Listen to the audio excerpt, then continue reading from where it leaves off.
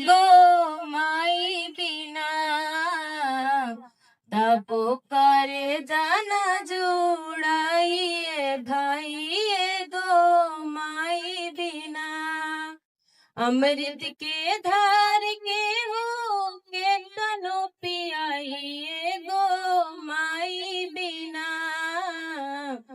तब करे जाना जुड़ाइए भाई गो माई बिना।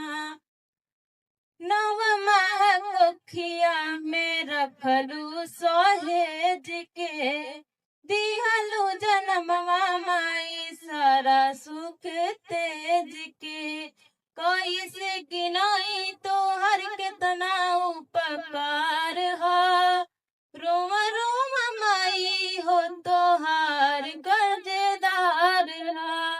करी के जीवतिया मरिया बढ़ाइए गो माई बिना, तब करे जाना जुड़ाइए भाई गो माई बिना।